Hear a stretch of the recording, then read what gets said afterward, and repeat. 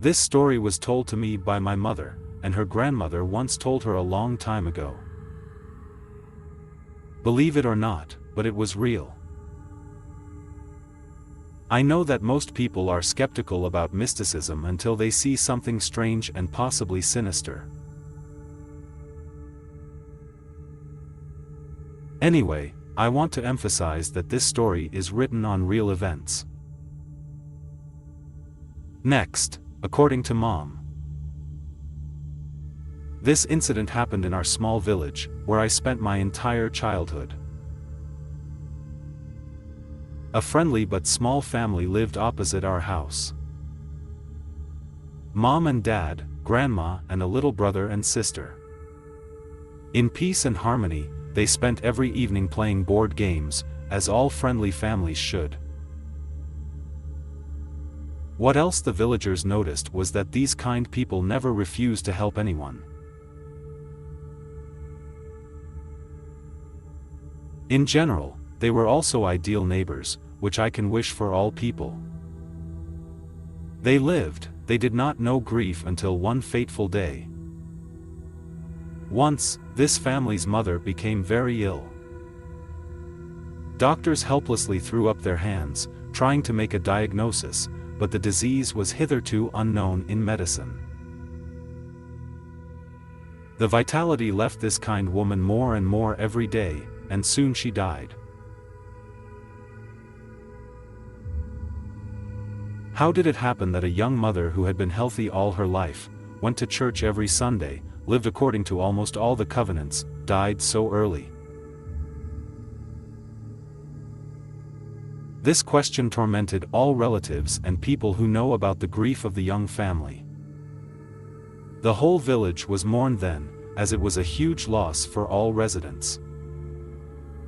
But the daughter grieved the most and prayed all day long in the local church for her mother to come back so that she could hug and kiss her at least once more.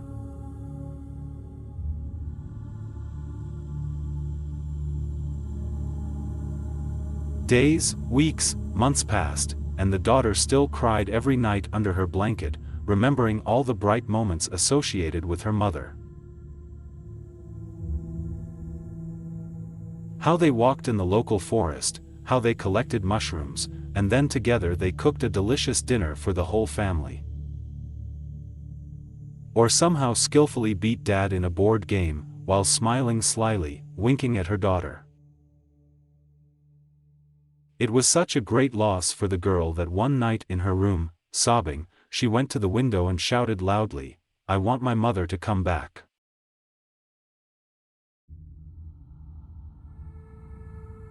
And then she fell to the floor and roared loudly. All the family members woke up from a strong scream.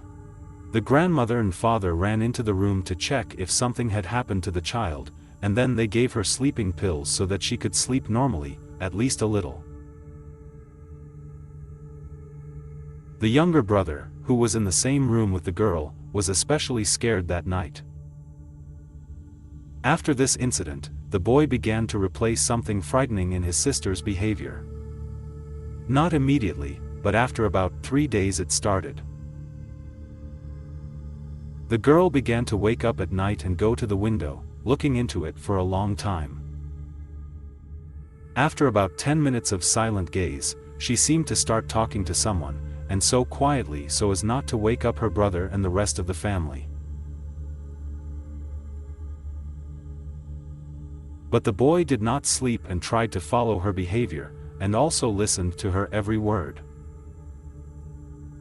The first oddity was that the girl had never suffered from sleepwalking. On the contrary, she slept very soundly, at least until her mother's death. Why did she now start getting up in the middle of the night and going to the window as if enchanted? My brother didn't understand until one moment. On the second night after the first incident, the girl, still quietly going to the window and looking out of it for about 10 minutes, said quite clearly, "Hello, Mommy." The brother, hearing this phrase, immediately hid under the blanket and closed his eyes. A shiver ran through his entire body. Fear crept up quite suddenly and settled inside the boy. Which mommy? She's dead. It occurred to him then, after lying like that under the blanket for 5 minutes and not hearing a single rustle, he ventured to see what was going on in his room. The sister was nowhere to be found. Not in the crib, not by the window. Feeling a draft, the boy decided to check where it was coming from, and, having already got up from the crib, he wanted to go to the window, when he heard the creak of the front door in the corridor. Looking in that direction, the guy noticed that it was wide open. There was no doubt. The girl left the house under someone's influence. Creeping up to the threshold of the house, the brother saw his sister. She was standing in the yard and calmly communicating with someone under the very window that led to the children's bedroom. The dark silhouette of the man next to the girl was clearly visible even at night. Seeing this picture, the boy ran with fear to his parents' room, where his father was sleeping, and began to wake him up. Dad was blown up at the same second, and together with his son they ran out into the street.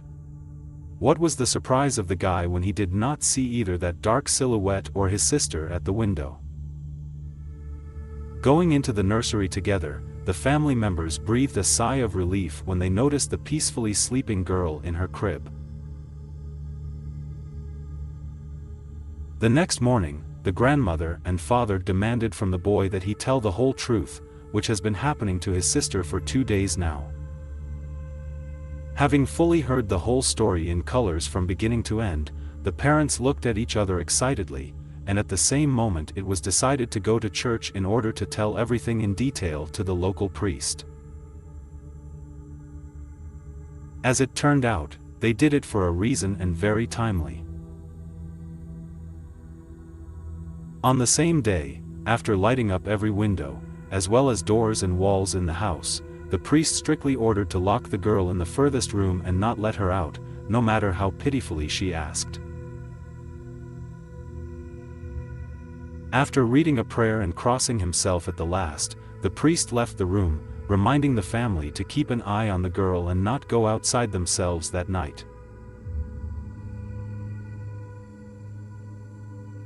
Soon it began to get dark, and the father closed the incomprehensible daughter in one of the rooms, where there was not a single window, in order to protect her from the unknown, which hid the night. Hours passed, but nothing happened. The father decided that it was necessary to spend the night together in one room, because even he was very scared, and time after time he remembered the words of the priest.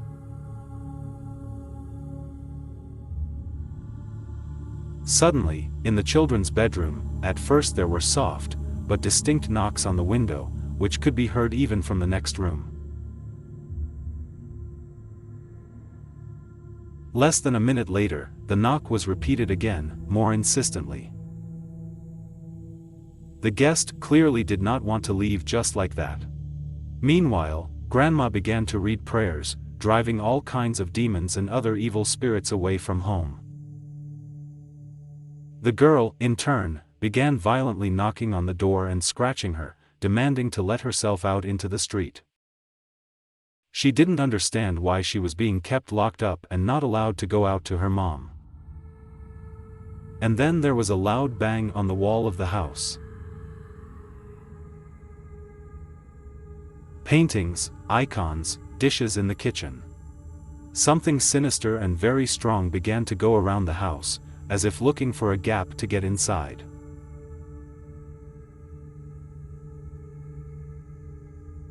Grandmother still did not stop reading the prayer, having already changed her calm speech to a scream. The creature clearly did not like it, and it struck a second, then a third, and then a fourth time, striking each wall of the house once. Without achieving any result and without getting into the house, something screamed terribly.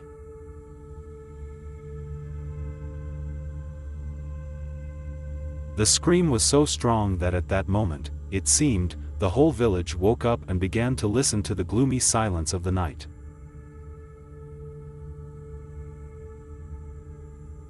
The next morning, the sleepy girl was let out of the room, and what was the surprise of her parents when she seriously said that they did not remember anything that had happened these 3 days.